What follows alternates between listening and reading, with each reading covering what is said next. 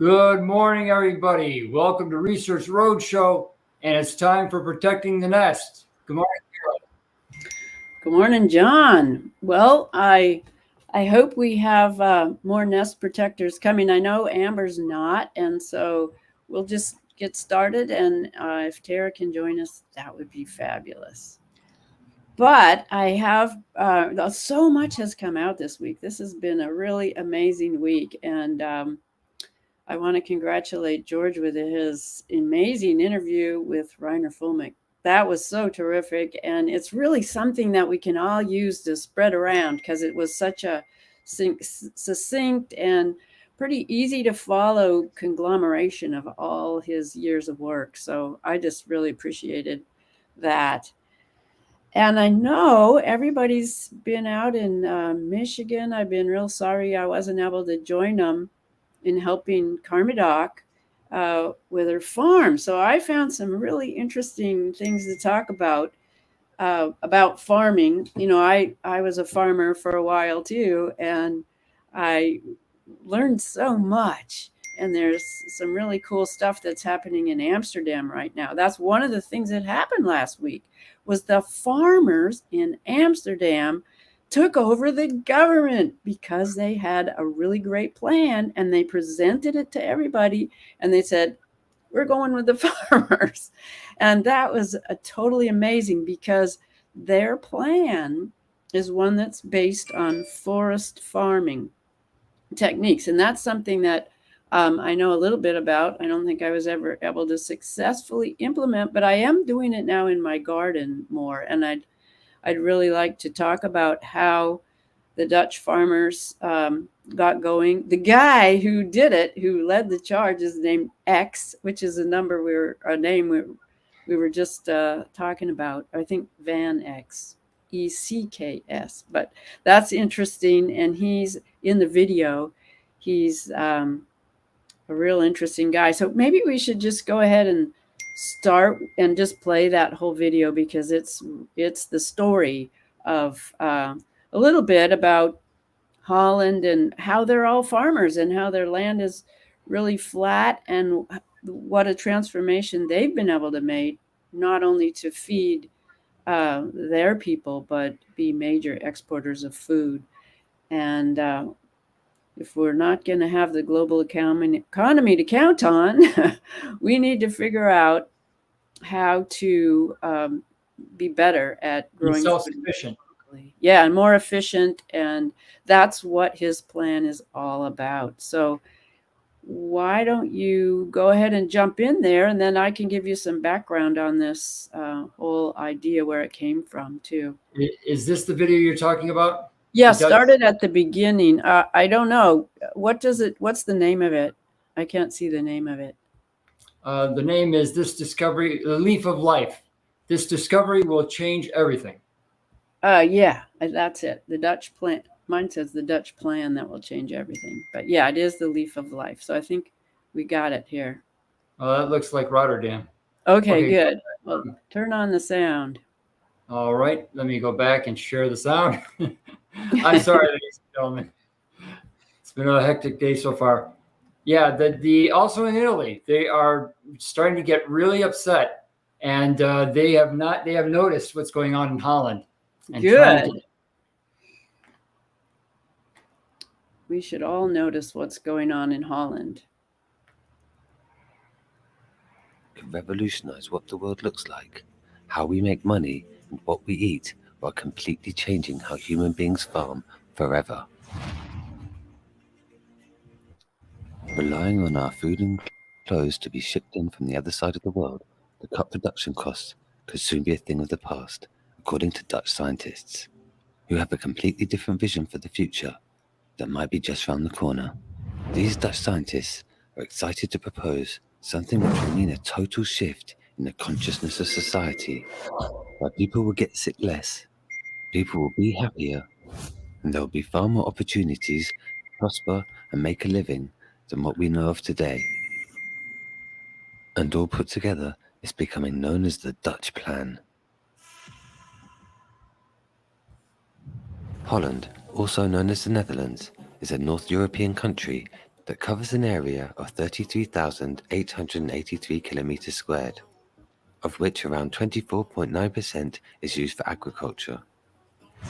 It is one of the most densely populated countries in the world, with a population density of 486 people per kilometer squared. It has a population of 17 million, and around 2.7 million people are employed in the agricultural sector. 55% of the Netherlands is reclaimed land, mostly from the sea. The land was reclaimed by creating a complex network of canals, dikes and ditches, which was done to prevent flooding and create more land for agricultural production. Its flat landscape makes it easy to transport goods and produce, as the many rivers and canals provide trade routes and irrigation channels. The country is also located in a temperate climate, with mild winters and plenty of rain, creating ideal conditions to grow a variety of crops. Holland is the world's second largest exporter of agricultural products, behind the United States, and it's the world's leading producer of greenhouse vegetables, producing more than 8 million tons per year.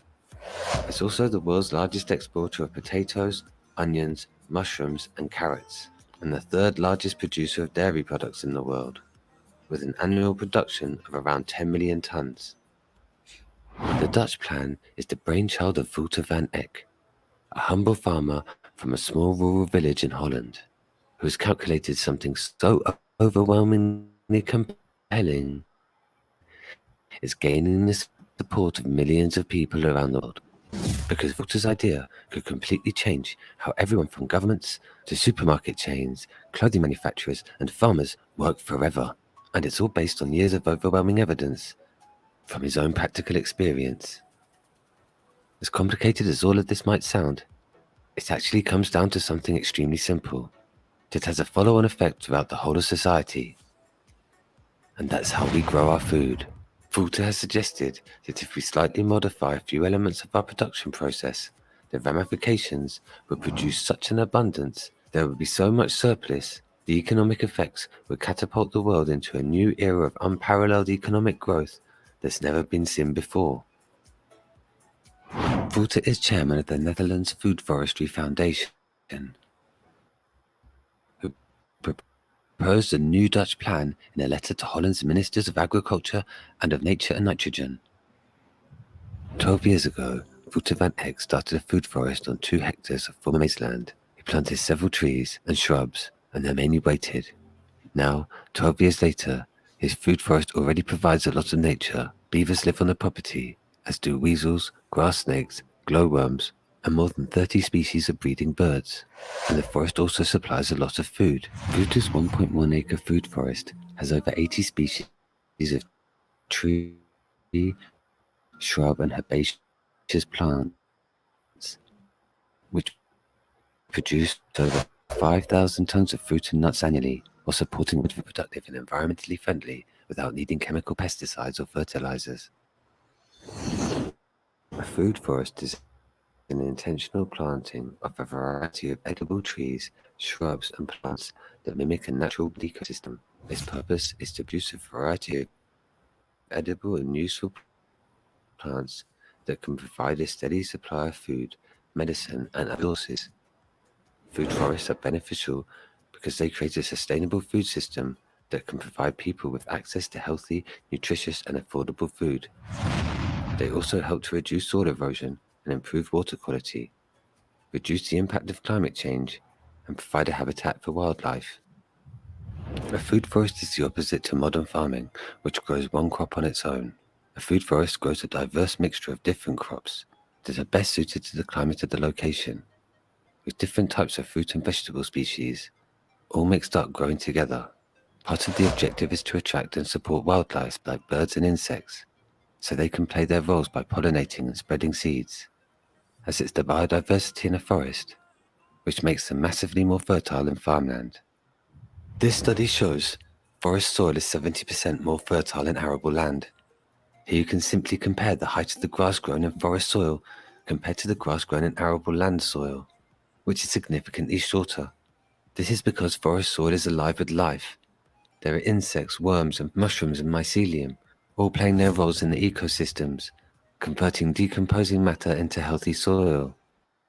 In every handful of forest soil there are millions of healthy bacteria, but on these farms all the life and biodiversity is gone, and they need to use more and more chemical fertilizers to produce anything. Vanek swears that he already earns more money with his food forest than a farmer who grows ryegrass or maize nearby. That's mainly because I hardly have to do anything for it. I don't have contractor bills, I don't have to buy fertilizer or pesticides, and I don't have an expensive tractor. But in the meantime, I can supply food, including to a top restaurant here in my hometown. His farm is evidence of the increased yields natural farming has, combined with huge environmental improvements. And in a letter to Holland's Ministers of Agriculture and of Nature and Nitrogen, Rutte has outlined the massive benefits his plan to implement food forests throughout the Netherlands would have. A food forest captures a lot of CO2 and requires no manure, no pesticides, and no diesel tractors, while providing a continuous stream of nutrients. This form of agriculture is therefore a solution to various current problems. Food forests can offer a way out of the various crises that agriculture is currently facing. In the next 10 years, you could convert 170,000 hectares of agricultural land into food forests, which will produce food for more than 1 million people while saving the climate, biodiversity, and nitrogen. In the meantime, on those 170,000 hectares, it would also capture as much CO2 as the entire Dutch industry would have to save by 2030. To prove that this is not a fairy tale, the Foundation has already joined forces with several farmers, and they are now converting large tracts of farmland into food forests. What do you think about the Dutch plan, and how quickly do you think it can replace conventional agriculture?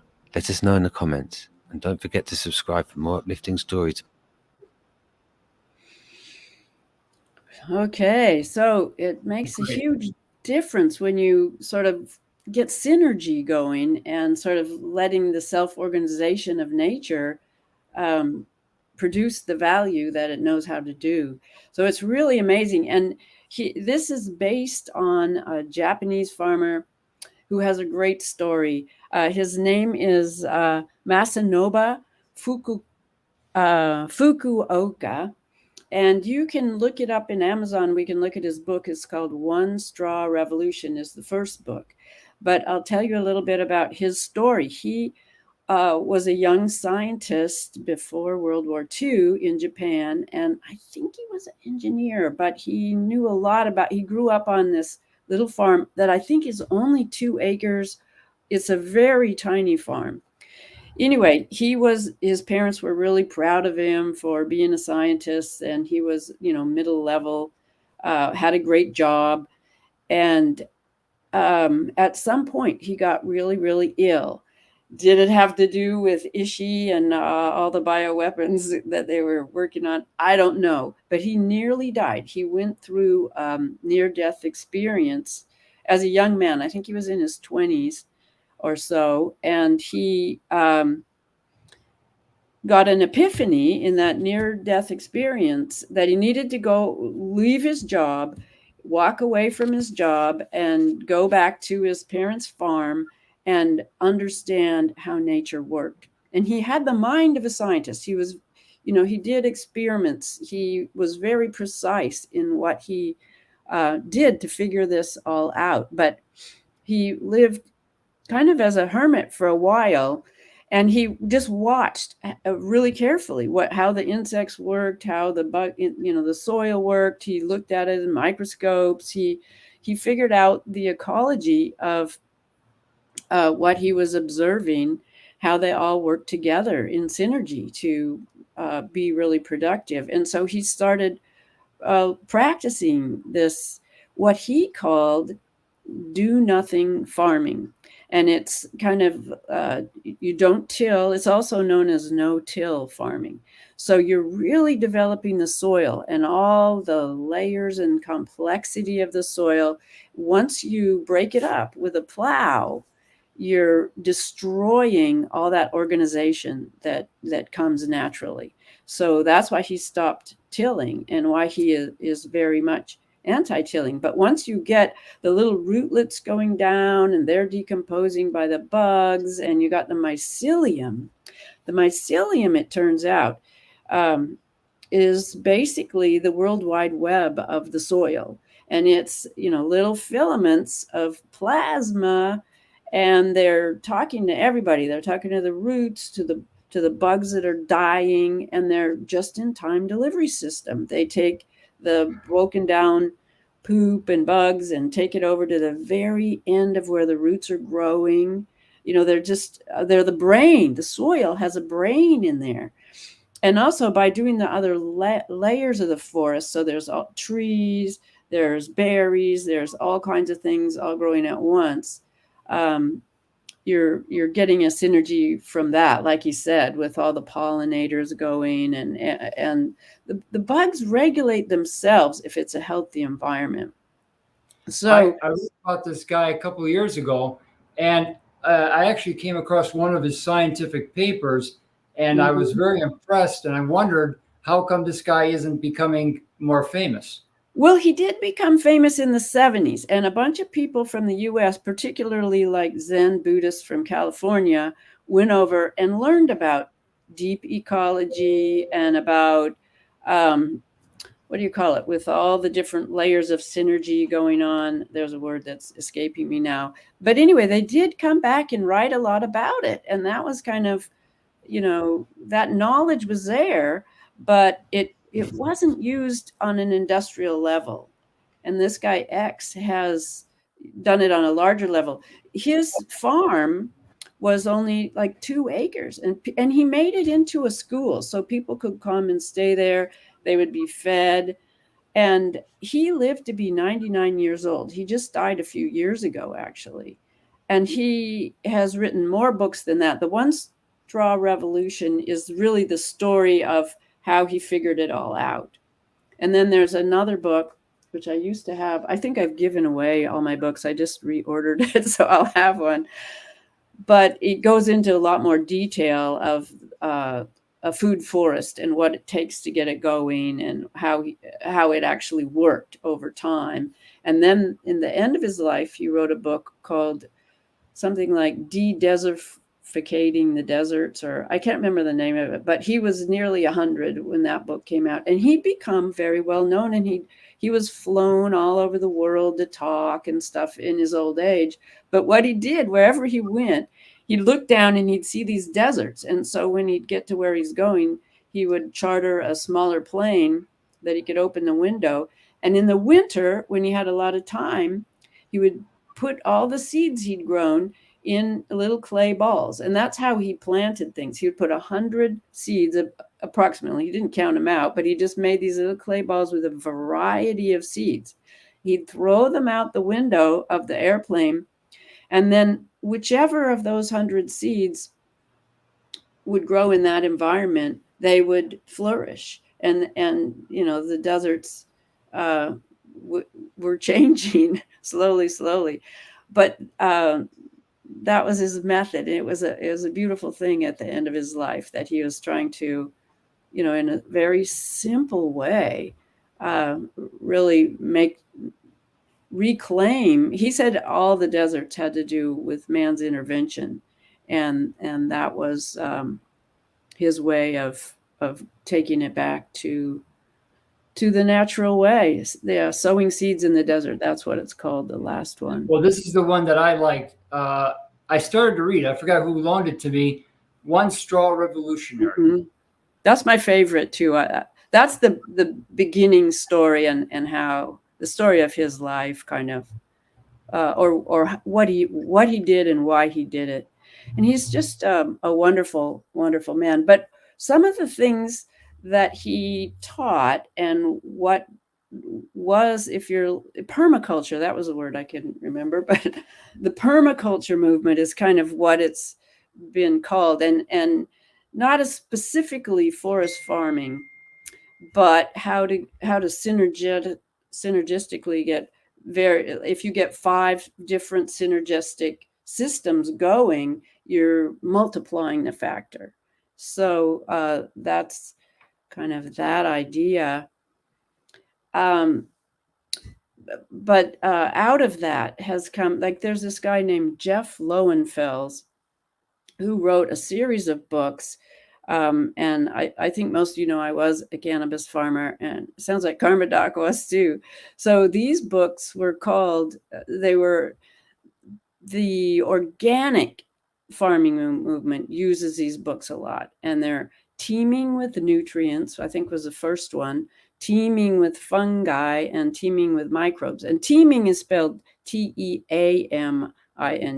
So it's how to take your soil and encourage the good microbes.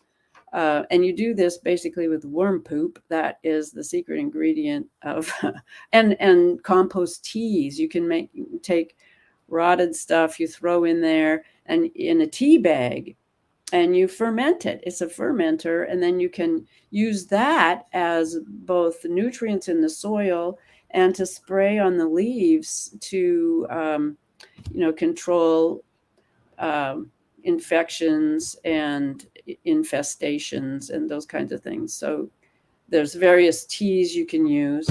And like we know with Paul Stamets, who did all that work on mycelium, there's a product that I use in my garden. All I use is getting really good worm poop soil and buying worms, so it's making its own to go forward. And I put a few little pellets, which are spores of mycelium and some kind of nutrient that helps it grow. And if you when you do any transplanting, or you put it really close to the ends of the roots, and the mycelium grows as the root grows until you get this whole web going in your soil. So that's BE1. Paul Stamets does not make this product, but it's one for farmers.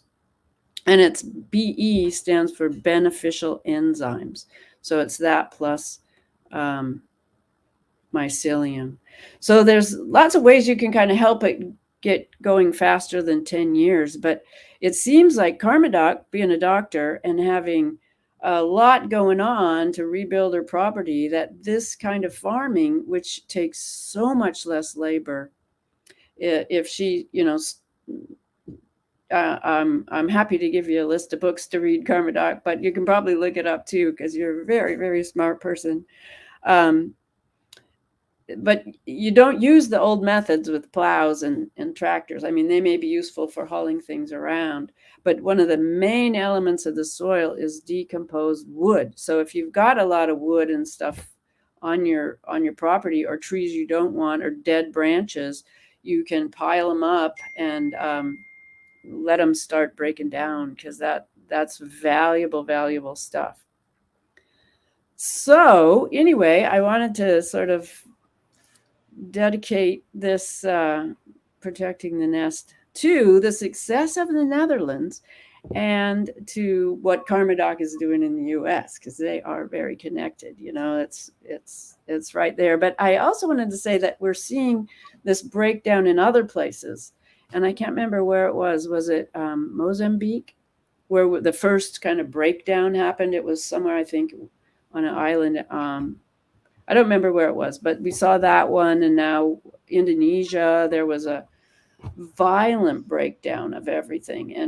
And what we saw in France, I think, is different than what happened in the Netherlands. And what we want to do is more based on the Netherlands, and not let the people with the AK-47s come in and complete the plan, the Phoenix plan of, both sides destroying each other until there's no infrastructure left. That's what we don't want.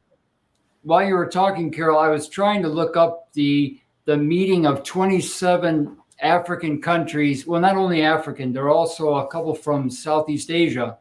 And they met to discuss kicking the CIA out of our respective countries. And they did a radio show on NPR and presented. It was about a half hour long. And they went through country by country the ways that the CIA had been ruining their country, causing all this violence. And I was kind of surprised that NPR would be presenting this forum. But in any case, these 27 countries, at least on the surface, are saying enough is enough. We don't want any more war. We want the U.S. institutions, the IMF, the CIA, everything out out of our country, and it looks like it got rave reviews, and a lot of people are here in the U.S. are actually supporting them. Well, that is very cool. I'm really, really happy to hear that. So, and I think a lot of the African countries within the African countries, and even when I was watching how Nigeria and there were a couple other countries, all of whom presidents died mysteriously, but they were approaching it using quinine and Artemisa and all the things that naturally they used anyway for malaria, and it was working on COVID. And they got assassinated.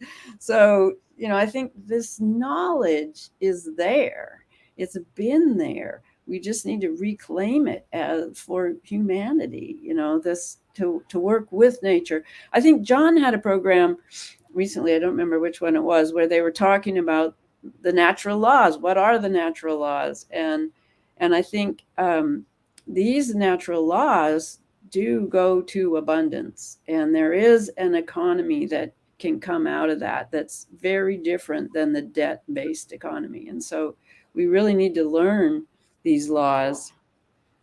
And I was so pleased to see Charles Eisenstein is working with JFK Jr. on he's an economist. He's also a yoga teacher.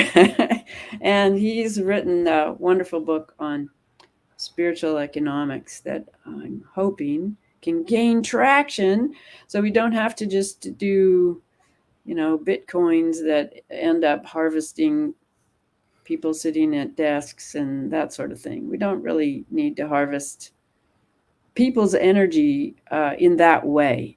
People's energy should be focused on, hearing their path, what their passion is, what it is they need to do to fulfill their job as a human. And we all get those messages, and the people that don't heed them are not happy. So, part of the idea of pursuit of happiness is being able to learn what it is you're drawn to and be able to execute that, without impingement and or becoming a slave, or, becoming harvested, or, some of these horrible terms that we hear. Amber, Connor sent a clip, and I'll play it in a few minutes, that shows the frustration of many Europeans with respect to their government, their national government, and the pan-European, the EU Parliament. It's one thing, if Mother Nature were to throw us an actual epidemic, everyone tightens their belt. Everybody across the board, the well-to-do as well as the poorest, everybody tightens their belt. They survive it. A year or two passes, things go back to relative normal. But in this case, especially with COVID, it's what's maddening people. It's getting people really upset. Is the knowledge that things do not change for the top 0.1%. Their life continues as normal, and everybody else suffers. And it's this inability, the lack of a voice. It's that inability to complain, to seek justice, that there's no higher level to appeal to. Yeah. To say, hey, those guys are they're being oppressive. And even the ability to speak with each other, either in groups or one-on-one through social media, is being impinged on too. So, there's words you can't say all of a sudden, and I think that's impacting Europe more than it used to. I think maybe it was always there more than it was here. Oh, there she is. Hi, Tara. Hi, I made it. Yay. I had to do some. Hi. I was just listening to the last few minutes of what you were saying. So I had to do some dog holding through a thunderstorm, but here comes the sun. Yay. Yeah. So Yeah, I just heard the tail end of what you guys are saying, but you know, I really see the stuff that's coming out, and I know that I'll take, I need summaries from you guys because it's a lot of layers going on. But like the awakening stuff comes in waves, and a lot of like even what you guys were just saying right now really represents the level of oppression that people long before this have been suffering. So it's like almost like the way like we see the stars after they've already done their thing or something. And it's not to say that there's nothing going on right now, because there's mad stuff going on, but it's like my faith, it's like the spiritual thing, you know what I mean? When you're like, okay, in the face of this, like a David and Goliath type thing, we literally can come together, Lilliputian style, whatever. If we're, if we're feeling small, we know we're part of a bigger picture. When we're feeling large, we kind of take charge of something that we understand better. The chickens agree. I love your chorus. But chorus line in the back. Yeah. So to me, the fact that people can see the censorship, different levels of understanding of where it's coming from and why, but just the fact that more people are recognizing it in general, at the same time as while this like very centralized conglomerate keep on trying to scrambling on what their next cover is, where are they going to put their funds, what are they going to do as they're being totally revealed upon. Oh, you're on mute, John. We can't hear you. There you are. Okay. Yeah, so just saying that one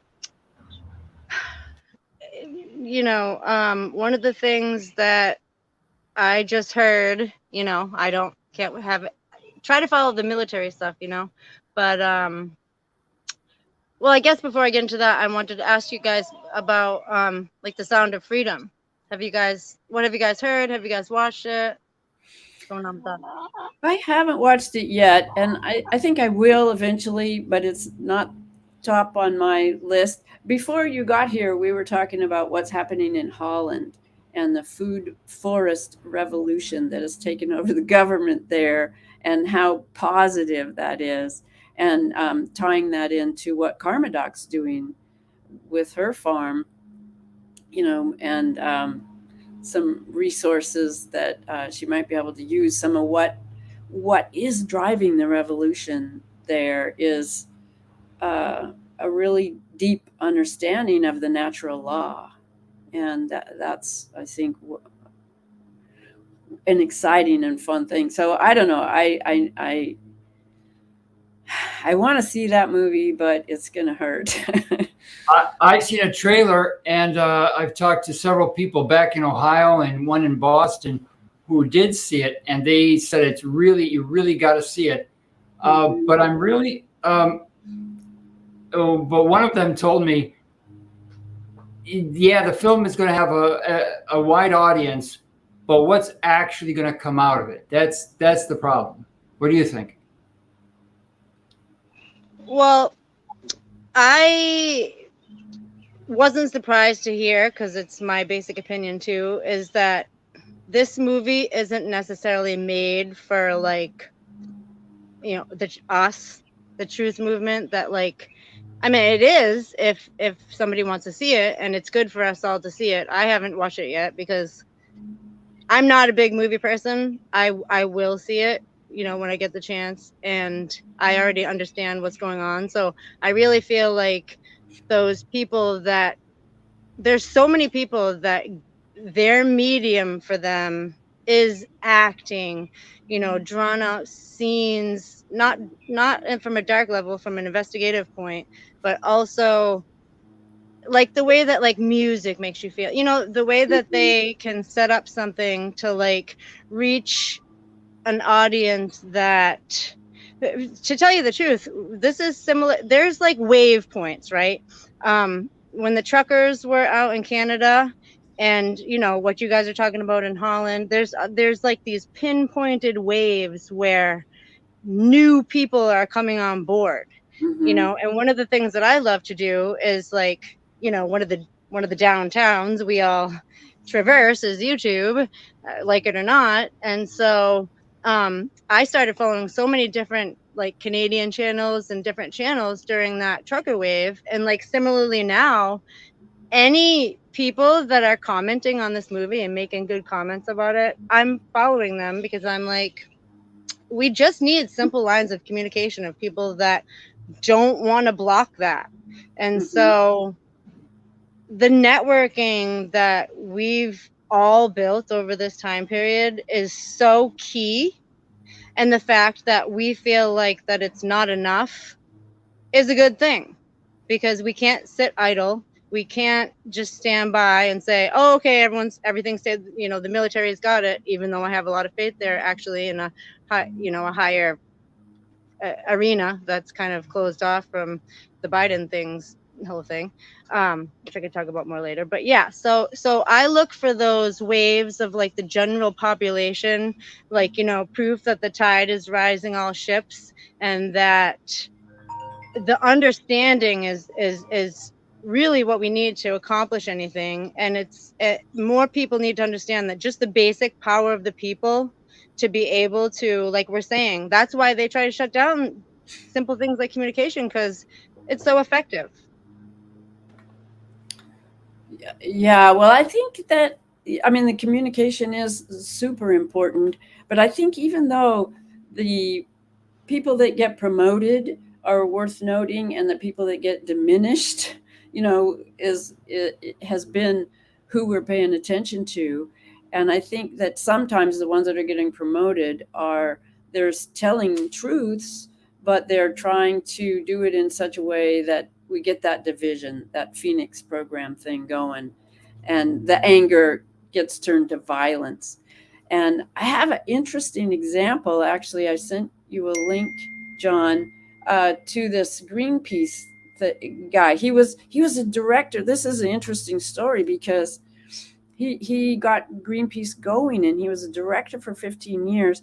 And he wrote a book called about fake invisible catastrophes and threats of doom in 1990, about how that whole movement got turned into this other thing to, you know, have this emotional appeal to the polar bears and to things you can't see. The polar bears are far away from most people. They're not there, but yet it creates this emotional anger and upsetness and to the destruction of that. And he's a scientist, and he not only realized that Greenpeace was getting more and more violent, so he quit it, but also that the CO2 thing was a complete hoax. And so this presentation that he did, which he you know outlines his early days as an activist, having it be co-opted to this other thing that he couldn't get behind, and then really digging into the science, which shows, and I think I don't want to show the whole movie, but there was a couple of, I think, yeah, if you go there a little bit before that point, John, or after that point, there's a couple of charts he shows that I just wanted to show that prove the CO2 thing is crazy. What I sent you a couple clips that should have landed on the two charts. It's 12:16. So let's go to 12:16. Yeah. Okay. So this, you see it? Yeah. So what this chart is the purple line at the bottom is the temperature of the Earth, and this is the last 500,000 years, I believe, or no, millions of years before present. So I think this is going back 5 billion years. Is that right? We're only 6 billion. I think he said 3. Anyway, this is a big hunk of time. This is different than what we looked at when with Al Gore. So you're seeing that the temperature, the purple line, was really high millions of years ago, and then it's had some dips, and now we're at a low point. We're actually in what is considered the Pleistocene Ice Age right now, and it's gone up a little bit at the bottom. And the blue line that you're looking at is the CO2, and when the CO2 drops, these big dips in the CO2, that's when the temperature starts going down, or is down. It's correlated with it going down, not with it. The high points are not correlated at all with the high points of the temperature. So, and at the end here, now go to the next chart, because this is, our age. This little dip, this is what Al Gore showed us at the end, a little up. And go to the next chart, and you'll see how close we came to killing all of life on Earth by not having enough CO2. And we're just gone up a tiny bit. The human interaction that's caused the CO2 to go up has actually saved the Earth. So can you find that other chart that shows this? I think I found it. It was at let me put it up. 1538. Yeah, 1538. And here, so the last 150 years, the green line. It's not sharing for some. Yeah, I see it. We see it. So the green line in the middle, this flat green line, is where we are right now at about 0. And the blue line is the projected CO2 level in the absence of human emissions. So if you saw that big line in the last chart that was going down, keep it on the chart, because I want to explain this chart. Can you go back to where you were? Those are pretty, though. They are pretty. And this is how we got carbon. The carbon came from the life. That's part of the whole idea here. But so if we didn't have the human intervention and made the CO2 turn around, the CO2 is the blue line, we would have gone below the red line, which is 150 parts per million. And that's the death of all plants. So we would be, had we not turned it around in 0 and started moving up, which is the Al Gore chart. I don't have that picture, but when you're close in, it looks like a whole lot, but you realize that it started from a really deep low in CO2, where we got really close to being in bad trouble. And now that we're going up, it's important to life on Earth. Anyway, this movie, I'll just say, or this presentation that he did to an, I can't remember, I hadn't heard of it. It's called steamboatinstitute.org, and it's in Colorado. The guy's Canadian, and he is just a real, he's a scientist. He measures things. He looks at things. He looks at the past. He looks at the present. He's really trying to figure it all out. And he said this carbon dioxide being way too much is a big mistake, and that we really need to, be okay with that. And so all of these sanctions that are coming down, which is part of the New World Order, or whatever you want to call it, these sanctions, that we're almost in one of these, another emergency crises because of the weather. And that's exactly wrong. We're actually in a cooling pattern still. And what we're doing as humans to try to figure things out, it has not hurt the world. It's actually helped it, is his point. And that was maybe you can put some of these links in the underneath when we're done, so people can. It was a great presentation and worth looking at, but I don't want to spend too much time there. Wait, what's his name again? His name is Patrick Moore. Well, what I'm seeing at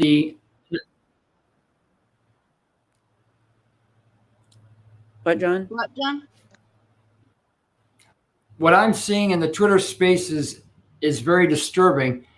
Actually, I found myself in a room with a lot of young people, most of them college educated, and they were arguing climate change. They were arguing about a video that Jordan Peterson had shot with the Georgia Tech Professor Curry. Now, Professor Curry is a 30-year veteran of the climate change debate. Jordan Peterson, on the other hand, just barely got his feet wet last year. He does not know enough to engage Professor Curry on this topic.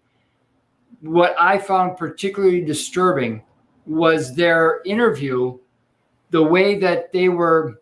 I think Curry was talking about a study done by Boston University about 5 years ago, and Jordan Peterson was giving his thoughts on this.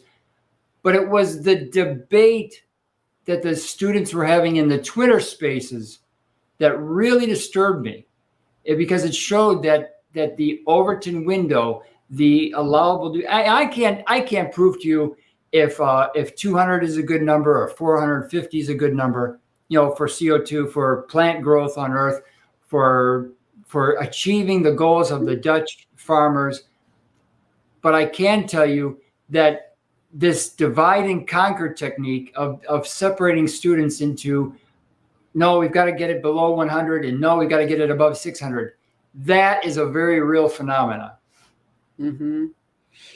Well, I think what I'm seeing, and I think what you're seeing too, is that the technocrats, the scientists, have been misled, and the education has become emotional. It isn't based on facts anymore. It's based on, the polar bears are dying, or things like that, and people get very involved in that, and we're easily misled when we're in that state. And there's just a lot to say.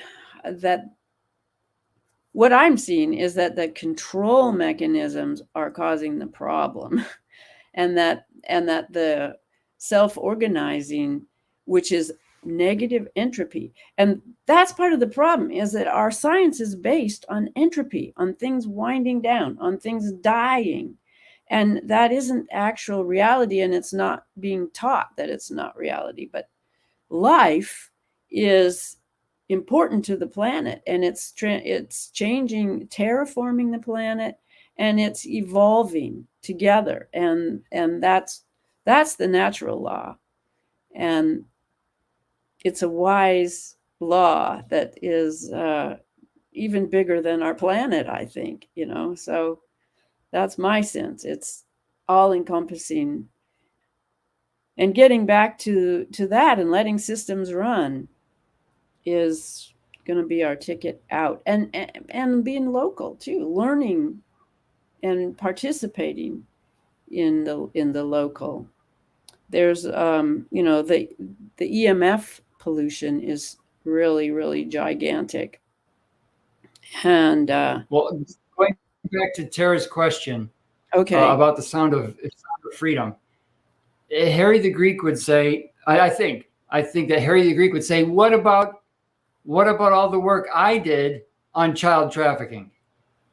Harry spent an enormous amount of time talking about European adoption consultants. Mm-hmm. And this was not a film. This was real. This was, real people being arrested, real courtrooms, real judges, and all the work Harry did. He got a few hundred views and never really went, even all the radio stations, these quote unquote Christian radio stations, never said a word, not one broadcast about European adoption consultants. So I'm not sure that Sound of Freedom will have the impact that it was desired to have by those who helped fund it. And I think too that the judicial system was what Harry was up against. The judicial system is captured, just like the agencies of government are captured, and the heads of government are captured, and the heads of universities and the heads of science are too. They're captured by this system of money, really, and intellectual property now is what's driving it all. So, well, can I just want to like try to jump in there real quick, because really it ties more into what you're saying about the dynamic going on with the students. And obviously this is not meant to just affect students, but always young people coming up are a target for good or bad, depending on what direction we want to go as a society. And so the sound of freedom it's an emotional journey into an actual, it's based on real, a real person with real experiences, with real kids, and the whole thing. So yes, it is acting. And to those of us that do a lot of research, maybe a lot, I don't know, myself included, I don't look to acting to get my information. Harry the Greek and what he is bringing to the table is very much a fertile ground right now, because the information that he brings is like the deeper dive. Once somebody gets, like, us research have to remember that things do start on an emotion, and we can all think back to our like red pill moment or whatever. Like there's something emotional there that pushes you to understand things on a different level. And once you have that, it gives a platform to be able to delve into the Harry the Greeks and like the people that are like, okay, now, like on a different scale, you can relate it to Dave Underdown, like he's so right when he says like, put the names, put the details, let's really target, and that is so poignant. But at the same time, the average person, like if Dave's talking, like they'd have to be taking notes to like even capture a lot of it, and never mind like see where you place it, So it's like once you get the emotional platform, then you can bring in these other levels of understanding, and they plug right in, so the bigger picture is how far reaching the vibrations go, and really coming down to like intention. If something has the right intention, like to me, I'm going to support it. If it doesn't, it's out of here, rearview mirror material. So that just like a university should be, different modes of understanding for people, and maybe at one time that's not what it is now. So it's upon like those of us building parallel ways of living that we're like, all right, now we got to literally shut down those other bridges and move this flowing traffic into something that makes more sense, that we can actually move forward in a positive way, but we're in no way going to be blinded to the darkness that we're up against. Yeah, that is a lot of darkness. It's hard to really discuss a film when none of us have seen it. So we could be kind of off base here. But one of the things about child trafficking that I don't know if they deal with or not is how it's used as compromise, and that's what didn't come out with the Epstein stuff either, that it figures large in somehow being able to twist people to do things they normally wouldn't have done, and then blame everything on people being bad. But they're manipulatable if someone's trying to do that, and that's separate from the problem of the children being horribly vulnerable and used. It's connected, though. It is connected because I think the kids that are used become the adults that are used. The ones that survive are weeded out, and they become the servitors of the next generation. And we're seeing adoption is part of this process. So you can take a kid that you're not connected with maybe as much as you might be if it was your own kid, although we see people's own kids too. And the children are groomed or tortured or whatever you want to call it to be able to act in things that aren't really in their self-interest or any of ours. And so I don't know if that film addresses that at all, but that is an issue, I think, of abusing children as a practice. What kind of practice? It's a horrible practice. And you Well, have one thing that's sorry, I was just going to say, just like any market, you know, once the person buys it, they can do whatever they want, like, you know. Yeah, and that's, yeah, and you know, that the idea of not having slavery anymore is that people can't buy people, and yet there's this whole economy based on that. So that people won't recognize. So if the movie helps people recognize that there are these dark economies that are not accepted, but like all the states that are voting for legalized drugs now, you know, and on one level I can understand that if you legalize it, then you can treat it, but that's not what's happening. You know, it just means people can be shooting up in front of your house and you can't say this is not acceptable, you know, which happened to me last night. You know,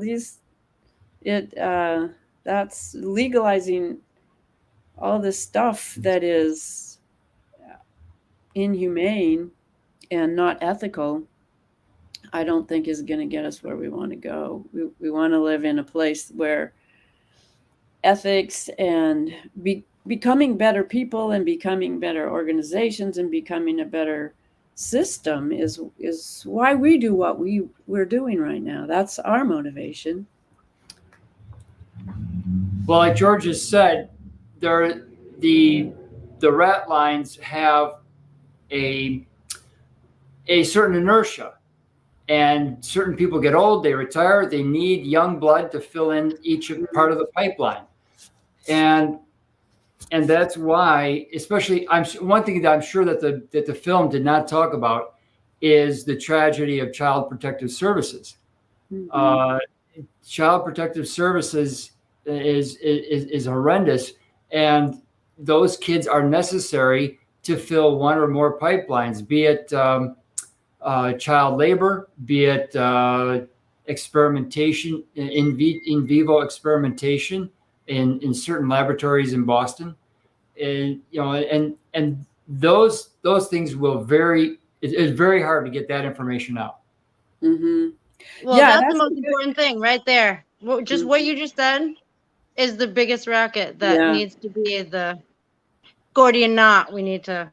And the word you used, pipelines, is really interesting too, because, you know, the oil pipelines, look at all the wars that have been fought over oil pipelines, but there are other pipelines that we don't see in the same way, but that is exactly what they are. You know, it's something that is highly protected by a lot of power, and it's not helping humanity. That's something one of the things. Go ahead, Tara. Well, no, I was just gonna say, lately I was like thinking about the way, like, branding. You know, I was like, oh, that is like a chattel thing, because branding is literally like burning the ownership, you're going down the pipeline, whatever. And so, yes, now from a marketing perspective, branding is important, but you have to that's one of those wordings that you have to recognize. Like, are we networking, or are we, like, you know, sending slaves down the line, stamping our thing on there? And it's and one of the things about the some of the, you know, I don't really, whenever I say like normies, I don't really mean that at all derogatory. It's just like people that are just living their lives and not like delving into research for everything that they are trying to, you know, viewpoint. Not across the board, because you know, they just can't push back that much, but there's enough anomalies that happened in certain theaters where they like refunded the tickets or turned the air conditioning off or way up or like whatever. And these are the kind of things that like show everyday people, like, look, there is a bigger like power conglomerate, you know, even as simple as like the things Rolling Stone wrote about it, or the things that CNN said about it. Like, that is a point where you all of a sudden have like, well, who's CNN then? Like, what are they doing if they need to come out? Like, they honestly come out and say, this movie exaggerates whatever. And it's like, whether it does or doesn't, isn't that what movies do? So it's Yeah, like, certainly and it's probably not, as we're talking about, and we're saying like in a complaining way. No, it's actually a toned down version of where, if you want to know a little bit more, where it will lead you. Okay. And so, and it's dark because people, like, we have angels that are working on this with us because they've lost their lives in the very face of this, so it's good to push. I feel like just people seeing the pushback from the conglomerate is something to, something big. Yeah, I think that's a really excellent point, Tara. And I think that people are starting to wake up to that. Like, oh, they're seeing more and more things that are, not as they understood them. And they're realizing that it's sort of starting to snowball, and it's time to look at that. There were a couple of really amazing things in the House hearings. And one of them was an investigation. And I don't even think this was a special committee hearing. I think this was just a normal committee. It might have been the House and Senate. I don't know. But they were the people that were supposed to oversee the appointments that are being made and the appointments were supposed to be made by the top of the agencies. And there was a specific procedure that was supposed to happen. And for 2 years now, they've been trying to get the paperwork that shows that these appointments, including Fauci, all the appointments HHS made, I mean, really, the people that were making the decisions to do these things that we're seeing as unconstitutional, it turns out there is no paperwork that says they were properly vetted. They were, even when they're just renewing them, they're supposed to go through a process that was not gone through at all. So not all of the appointments in government, but the ones that are pulling these strings to do things that are way out of line with the Constitution, they weren't properly appointed. So that was a huge one. And another one was the knowledge that Zelensky had fired one of his top the top of the intelligence agencies as being really corrupt. And at the committee that was investigating social media, that person was really using telling our government officials what they could and couldn't publish through the social media companies. So that was coming from the Ukraine who was pulling those strings. And they were even censoring people from our State Department. They couldn't post things. Their postings were cut off. And that was being, delegated from the Ukraine. So that was a big eye opener. Ukraine, are you saying from Naboo, the FBI hang out there? The U.S., I think it was the USB, like the, what's the Russian intelligence company? Like that. Oh, like Wagner? CIA, FSB, isn't it? Oh, no. FSB. Or is that Germany? Well, anyway, it's the USB. It's the same last two letters, and the Ukrainian top of intelligence, who was fired for being corrupt by Zelensky. He was telling our State Department, he was influencing our social media companies to turn off certain messaging from even our top officials. So that was pretty eye-opening. I mean, it's like stranger than fiction. You just can't imagine how that power got shifted over there, and it was that corrupt. I forget what NABU stands for. I'm looking it up right now. Yeah, I haven't heard that one in a while. But it's James Comey built it, but it's there in Kiev. Oh, it is in Kiev. Well, Right. This was 3 letters that started with a U, and I'm pretty sure it was UFB, U or USB. It sounds familiar. Yeah. Yeah. So is that it? So is the because it's like a crime unit, isn't it, or something? Right. It's supposed to protect against international money laundering and things like that. But it's in actuality, it works to protect people who are doing the money laundering. Yeah, that's kind of like our DIA protects the drug dealers, international drug dealers. Well, hey, that's how we got on the other thing of the protective services and how they're the racket. You know what I mean? It's like you are they're the opposite of what they say they are. Yeah, which is exactly that doublespeak, George Orwellian doublespeak that we're seeing everywhere we look. National Anti-Corruption Bureau of Ukraine. And it was signed as a kind of treaty, according to Harry the Greek. A treaty is supposed to be ratified by the individual states, by representatives of each state. And in this case, it was not. In several other cases, the treaty was not signed by any representative of the individual states, like Massachusetts or Georgia, but by one director of a three-letter agency. One director, one corny director. So, well, I heard this thing last night, and I don't know, but I'm saying it because it's a source that I trust. But let's see, a couple. I'm just gonna read it straight off the paper. Okay. That NATO was blocked. This is just what I heard. I don't know if it's real. NATO was blocked from coming into Ukraine through Poland. And something about Zelensky handing over a portion of Poland. I don't know what that's all about. And that the Prigozhin thing, I never believed. I was like, definitely something else is going on. And apparently it's being said that this was troops being positioned rather than what they said. And that here in the United States, this is more of my military faith stuff that I don't talk about as much, but in a continuity of government, 54 code strategic command. So I haven't looked that up yet, but that's the word.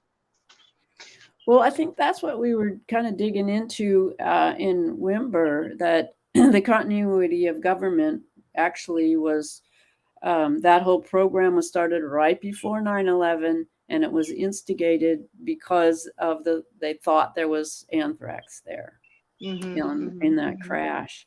And then they tried to do the other thing with the anthrax envelopes, but it got tracked back to the U.S. lab, so it couldn't be, a external threat. So that one was knocked out. But the one that was already with the crash of 93, just with thinking there might have been anthrax because there were kind of symptoms, and that meeting happened, whether it did or not. But that was the trigger for continuity government that we don't see was ever removed. And the Patriot Act was renewed every year, again and again and again. But the continuity of government, I think, needs to be rescinded and hasn't been. So that's why you're seeing that. You're right. That's what George found out too. Oh, I was just looking. Deborah said the chat was removed. Sometimes that happened to me a couple times. I don't know. But it said the chat has moved, like before when I was trying to watch Andy. But whatever. Yeah, and it sometimes deletes very important comments. I mean, you think you've made a comment, you submitted something to the chat, but the other people in the chat can't see it. Yeah, right. Well, I know that there is, I'm not sure when the Law of War Manual was created, but I know that President Trump and whoever military he trusted, or whoever his military team is, his real team, they did a lot of detailed tweaking or changing around details of the Law of War Manual or specific ones that pertain to different codes. So I don't know. I doubt that the continuity of government that was created after 9/11 would be the same wording, or that they would keep, seeing as how they did change it in different ways. So yeah, so that's my angle. So you think it's been reinstated with emergency use authorization or something? I think that one we're now not in an emergency, is my understanding. That did get taken off at some point recently. So the thing that my own internal conclusion, and obviously I'm going by gathering from other sources because I'm not like the person in there, but that there's been a government in exile kind of situation, where like the top brass of the military that have like the nuclear codes, they closed off, and the rest of the like woke military action or whatever is playing out there is not. I'm sure there's internal battles, and I can, I don't know what to believe about how the internal battles are playing out, but they're like, the presidency is the executive branch, so they're just like the executors of something, whereas like this higher echelon of the military is our actual like ceded protectorate, out of Cheyenne Mountain, about like 100 or so bases over there that literally closed up on your birthday, Carol, 2020, when we met up, and still have. Uh-oh. You're frozen, Tara. There you go. We missed what you said. After you said Carol's birthday. We missed that part. That the Cheyenne Mountain base and about 100 or so bases around the area closed up at that time, like knowing that we were under attack from that point forward, so that they could. It's like they're the same ones that if we got attacked on any number of more serious levels, they're the ones that would like enclose and be the, central command type thing. Does that explain why HHS went under the Department of Defense, and that all of the, NIH and Human Health Services was underneath all, the DoD during that? That might explain that. So you mean during COVID they moved? Yeah, because you're talking about 2020, right? Several years ago, and that's what they were responding to at that time. So that would be continuity of government. They're acting as if it was a military offensive on us. Okay. Exactly. Yep, and the rest of everything playing out is like, this is playing for the whole enchilada here. And there's casualties in war, and so we just need to continue to be strategic and keep those lines of communication, doing whack-a-mole when you need to. Yeah, well, that's how we get rid of the trolls. But you can't ever get rid of all of them, probably. You just keep going. Outsmart them. Yeah. Well, I think that we have to, more of us in every state need to take Amber's approach and get into the Twitter spaces and ingratiate ourselves with the leaders of each Twitter space, and then throw these truth bombs and get people really thinking, like, what is continuity of government? Who invented it? How did we even start talking about continuity of government? What is Rex 84? These kinds of things.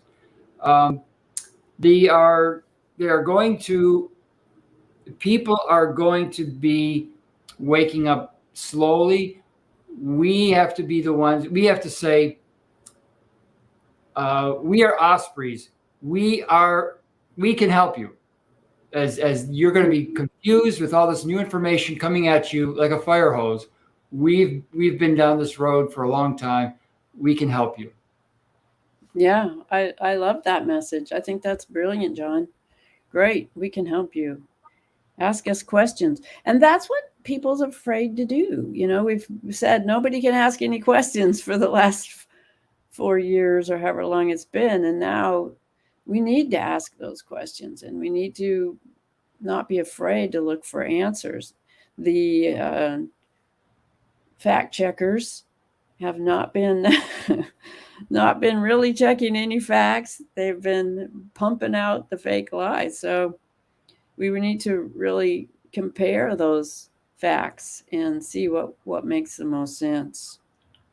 Because there's so many really brilliant people and more every day that are understanding how twisted our media has become. Well, I'm going to play this. Can I just say real quick, my friend, she's a naturopath. She has the same birthday as you, Carol.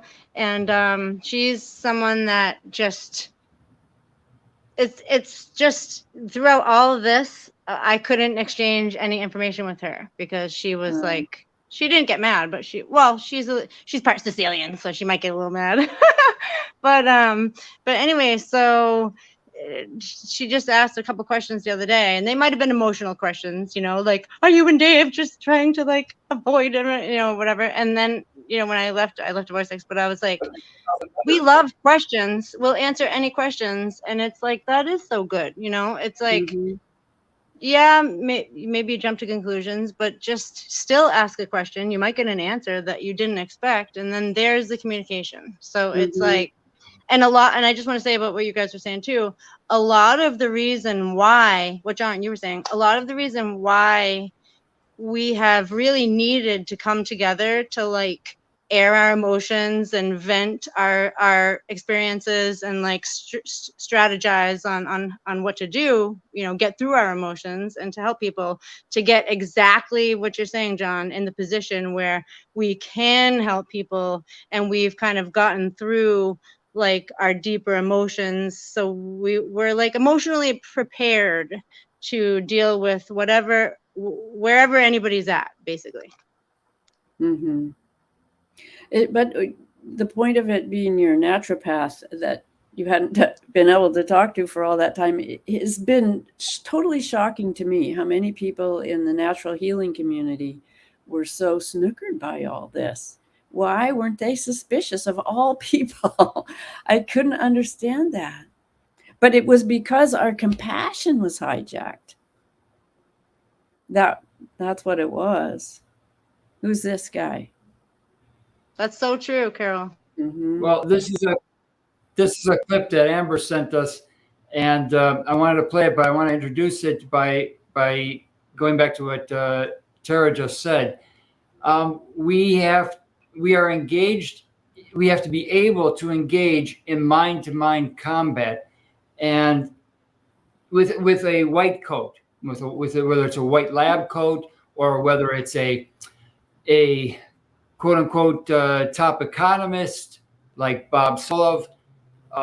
We have to be able to engage, like when we go to a county commissioner's office and they bring in a WEFer who's trying to tell us, oh, you little people don't understand CO2, you don't understand economics. We are the big people. We understand this stuff. We have to be able to engage. And that's why it's important to understand the Jordan Peterson and Professor Curry type of staged argument, you know, staged debate, where it's just a very complicated way of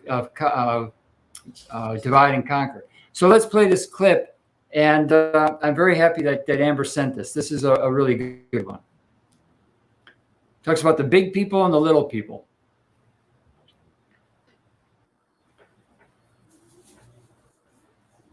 All right.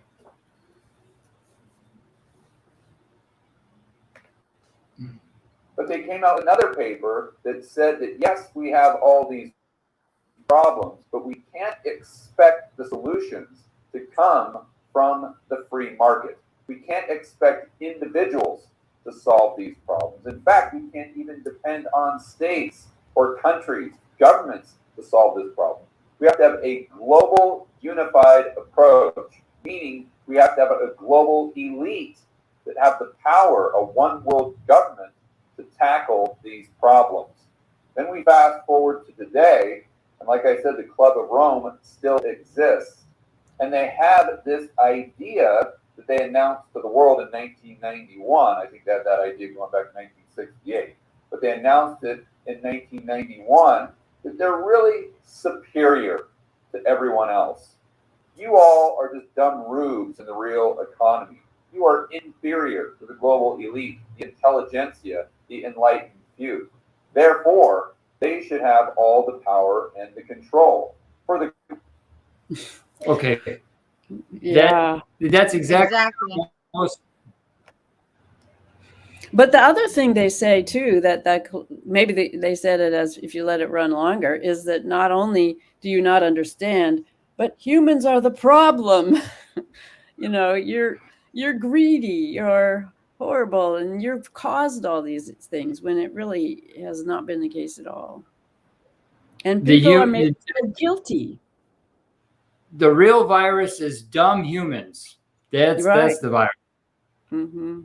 Well, yeah, and it's like, and like when they say the woke mind virus or whatever, it's like that, because it's kind of like a spreadable spell, right? You put the spell out and it kind of like spreads if people are ignorant to recognizing it and defending it, defending themselves against it, I should say.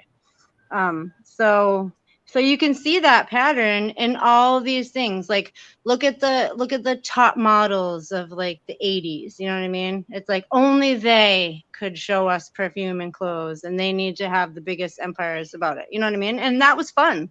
Like I liked fashion and stuff, like the whole thing. There was a lot of fun to it. Like that Hillary Clinton whatever scrunchy time, you know, there was a lot of like, oh, you can afford all these clothes and blah blah blah, whatever's going on. But malls, you know, malls are one of the biggest cover tricks, I think, now, and so on. Like record labels, you know, we have to isolate the singer and forget the people doing the instruments. We just want to make this star power thing. We'll get you a beatbox behind you or something, you know, never mind that violin, and so on and so on, you know. So it's like the takeover of every level.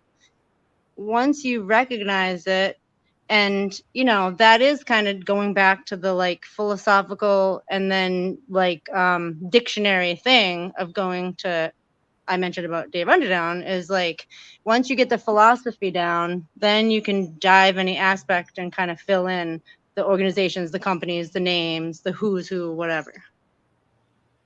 Right, all the details, the facts. Well, I think, do you have Mufasa? Well, first, I'm going to put up a shameless plug for a Research Roadshow. Okay. Woo! If you know, as we've said before, we think that this is very important work that we're doing by getting people in shape to engage in mind-to-mind combat. The battlefield is getting heavier and more full of smoke. We need your help. If you cannot support us financially, to watch old videos and to suggest clips, you can help out by giving us recommendations for new shows where you think in your particular state, your county, or your section of the state where you are weakest and where Research Roadshow could help. This is a team effort, and so everybody has to pitch in a little bit. Thanks everybody for watching. I'll see if I can pull up Mufasa, but the last time I got a strike, so I'm going to play it just for 20 seconds. Oh, okay. Okay. Okay. Have a great weekend, everybody. So good to talk to you. Eek, eek. Eek, eek. Mufasa. And if you can dance along, even better. Right. But he is an inspiration that doesn't get old. This is true. We love him. It can be discouraging, and we have to guard against getting discouraged. That's right. And thanks for the clips, Amber. Yeah. Thanks, Hope to see Amber. you next week. See you next. Missed See you. Here we go. Eek, eek. Oh, the commercials, stupid commercials. Yeah, I know. So turn off your television and make business cards that say, turn off your television. Okay, here, finally, after much ado, here is the great Mufasa. Pasta! Friday guy. You're like, okay.